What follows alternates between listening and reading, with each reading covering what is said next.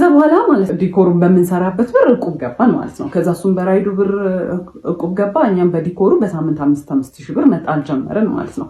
ከዛ በኋላ ለ4 ነው ለ5 ነው የምንጥለው 40,000 ብር ነው መሰለኝ የእሱ 40,000 ብር የኛ 40 የዲኮሩ 40,000 ብር ማለት ነው። እኔ በዛ ሰዓት ስራዬን አቁሜያለሁ። ቢካዝ ይሄ ስራ በጣም ኦቨርዌልሚንግ ሆነ። ስልክ በጣም ይደወላል። ስራም ቅዳሜና እሑድም ሳላልፍ ከዛ ሰኞ ጀምሮ ደግሞ እዛ እየገባው መስራት ስለከበደኝ ስራውን አቁሜያለሁ። ከዛ እቁብ መጣል ተጀመረ ማለት ነው።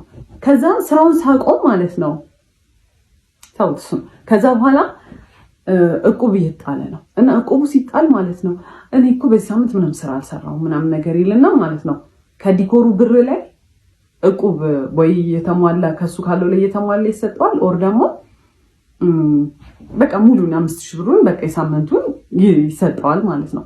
ከዛ ምንም አልመሰለኝም። እኔ በቃ እንደ ቲም ነው ማስበው ማለት ነው። ሰውዬ የዲኮሮች እቃ የሚሰራልን ብረታ ብረት ምናምን የሚሰራልን ሰውዬ የሆነ ኦፈር አደረገን ማለት ነው። እኔ ለሰርጉ የሚያስፈልጉትን እኔ ላገባ ነው አለ ለሱ የሚያስፈልጉትን ብረታ ብረቶች ላሟላላችሁና ብረታ ብረቶች ሌላ ነገር ያሟላ እሱን ነገር ላሟላና እናንተ ፎር ፍሪ ስሩልኝ ዲኮራል። እዛ እኛ ሶፋ የለንም በዛ ሰዓት አበቦች የሉንም። ይሄ ለሙሽራ የሚሆኑ ነገሮች የሉንም። ስለዚህ እነሱን ይከራያል፣ እኛ ብረቱን በነፃ እናገኛለን። ከዛ በነፃ እንሰራለታለን። የሰርግ ዲኮር በጣም ኤክስፔንሲቭ ነው። ለሁለታችንም ዊን ዊን ነው። እኛ የምናገኛለን እቃችን፣ እሱም በጣም በቺፕ ዋጋ ተከራይቶ እቃዎቹን ይሰራለታል ማለት ነው ዲኮር። ከዛ በኋላ በጣም አሪፍ ኦፈር ነው። አበቦቹን ምናምን ነገር ለእኛ ስለሚቆዩልን አበባና መጋረጃ ጨርቆች ምናምን ነገር እሱን እኛ በራሳችን ልንገዛ ወሰነ። ቢካዝ የኛው በቃ የሚቀርቃ ነው። ከዛ በኋላ ሰውየው በጣም ማኒፕሌቲቭ ነበረ እና ጠርቶ ምን ይለዋል ከሱ ጋር ነበር የሚያወሩት የነበረው ማለት ነው። እኔ በጣም ተጎዳሁኝ፣ እኔ እንደዚህ ወጪ ይኖርብኛል ብዬ አላሰብኩም እና እናንተ ተከራዩና ስሩ አለ።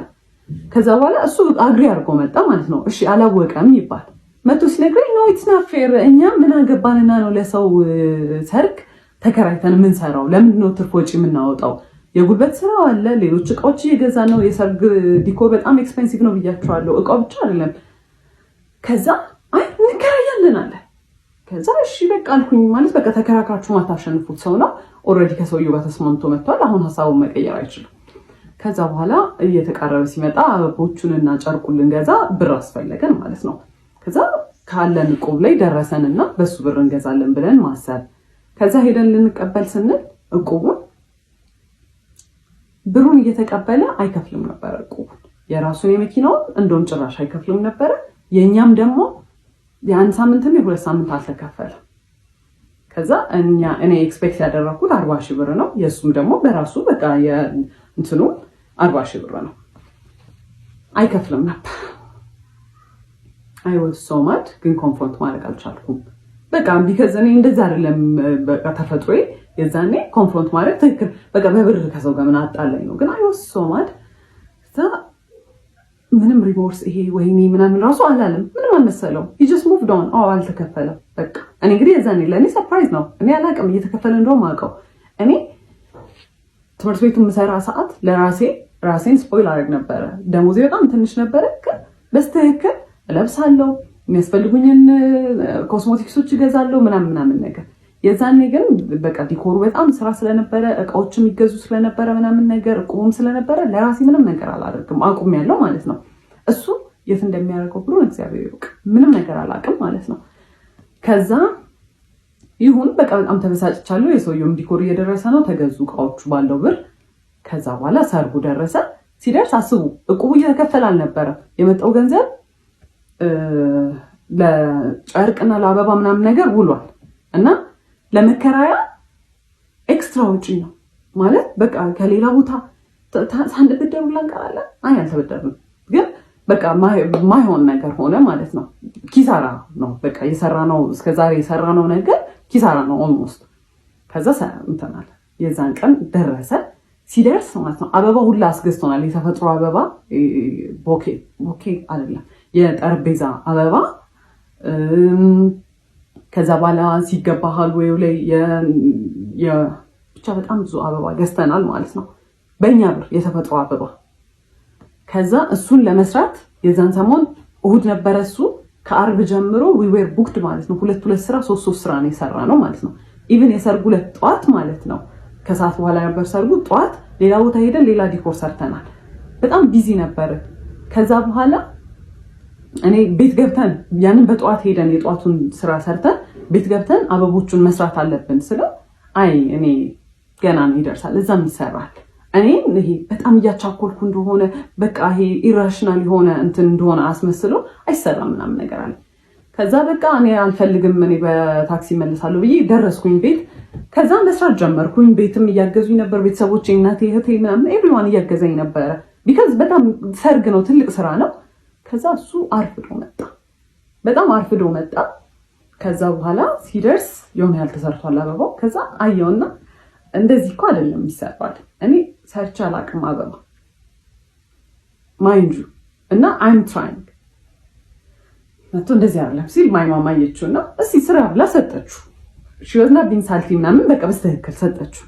ከዛ አመጣጡን ሁሉ አይደለም የሰራው አበባውን ማለት ነው ማይ ፋኪንግ ጋድ አመጣጡን ሁሉ አይደለም የሰራው 10 አበባ የሚሰራበት አንድ አበባ ላይ ይጠቀጥቃል ከዛ ማይ ማም ዝም ብላ ስታያዩ ከዛ ያው ስለሱ መጥፎ ነገር አይወራም obviously ዝም ብለን ተያይተን ዝም ማለት ከዛ በኋላ እዚሁ ያለን እዛ መድረስ ያለብን ሰዓት ደረሰ ማለት ነው ከዛ እንውጣ ምናምን ስለው ይደርሳል እንደርሳለን ምን ያቻኩልሻል ምናምን ይለኛል ከዛ ደረስ በቴንሽን እኔ የዛን ሰሞን እያመሸው ማለት ነው አበባውን የገዛነው አበባ መገጣጠም ነበረበትና DIY ነው አብዛኛውን ነገር ያደረኩት እሱን ስሰራ ምናምን በቃ በጣም ስትረስድ ነኝ ማለት ነው ከዛ ደረስን ስንደርስ ጓደኞቹም የሱም መተዋል እኔ እህቶቼ ወንድሞቼ መተዋል ምናምን ነገር ያኛው ፈርሶ የነሱ ከዛ ፊት የነበረው ሰርግ የተሰራበት ዲኮር ፈርሶ እኛ ሰርተን እነሱ መምጣት አለባቸው 2 ሰዓት ነው ምናምን ያለ ኤክስፒሪየንስ የለንም